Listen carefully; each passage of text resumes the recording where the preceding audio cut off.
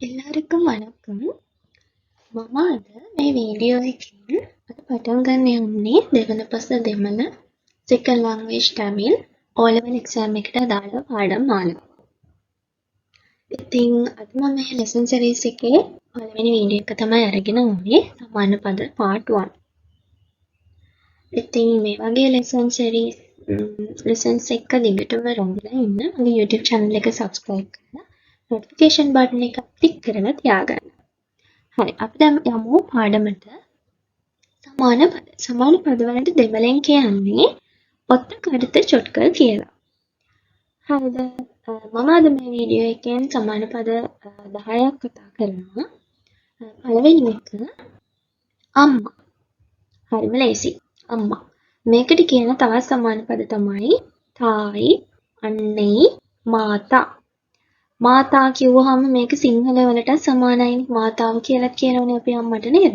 ඉතින් මතක තියාගන්නත් ලේසි ඔයාලට. අනිත් තායි, අන්නේ, මාතා. ඊළඟ එක අප්පා. අප්පා කියන්නේ තාත්තටනේ. එතකොට තාත්තට කියන තවත් සමාන පද තමයි පිතා, තහප්පන්, තන්දේ. පිතා, තහප්පන්, තන්දේ. ඊළඟ වචනය උණව්. උණව් කියන්නේ කෑම. ආහාරය. මේකට කියන වචන තවත් සමාන පද තමයි சாப்பாடு. சாப்பாடு, උන්, උණ්ඩි, ඉරේ, ඌන්.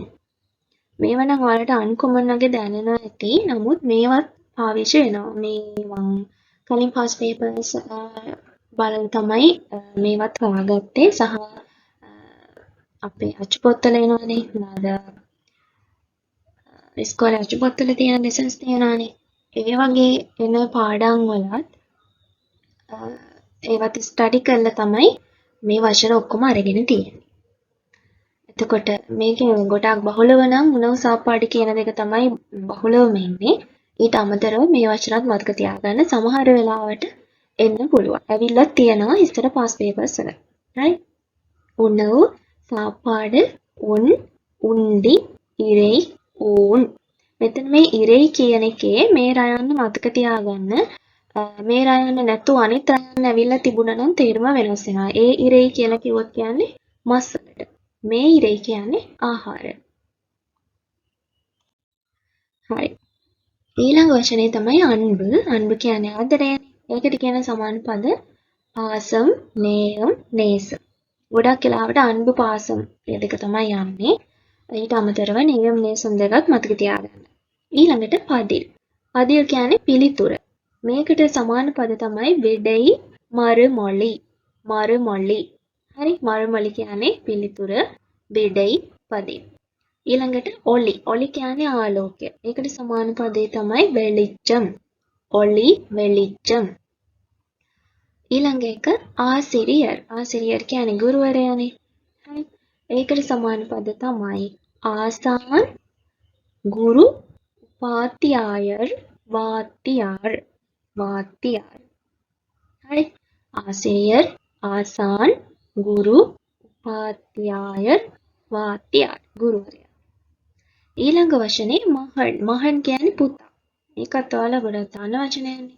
මහන් පුතා. මේකට සමාන වචන පුත්තිරන්, පුදල්වන්, මයින්දන්. ඊළඟ වචනය මහල්. මහල් කියන්නේ දුව. ඒකට සමාන වචනේ පුත්තිරි, පුදල්වි. දැන් ඔයාලට මෙතන පුත්තිරන් කියලා දීලා තිබුණා නම් සමාන වචනය මහන්. හරි? මහන් නැතුව මේ වචන දෙකෙන් එකක් තිබ්බත් ඔයාලට හොයාගන්න පුළුවන් වෙන්න ඕනේ. හරි. මහල් එකත් ඒ වගේ. දැන් මෙතන නිකන් බලන්නකො මෙතන ඔයාලට විරුද්ධ පදත් බලාගන්න පුළුවන් මේ.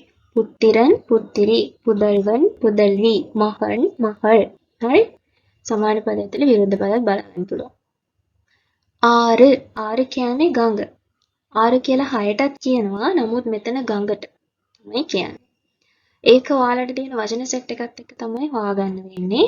يعني උත්තර වලට උත්තර විදියට දීලා තියෙන්නේ මොනවද කියලා එක බලලා තමයි ගන්න. ගොඩක් වෙලාවට දැන් ආරු කියන්නේ ඉලක්කමට කියන තව එකක් නැහැනේ. ඒක නිසා මේ වචනේ තමයි ගන්න.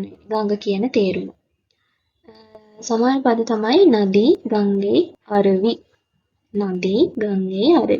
ගොඩක් වෙලාවට ආර කියන එක නදී, ගංගේ පාවිච්චි වෙනවා. අර්වි කියන එකත් මතක තියාගන්න සමහර තැන්වල ඇවිල්ලා තියෙනවා. හරි එහෙනම් මේ වචන මේ සමාන පද 10 මතක තියාගන්න.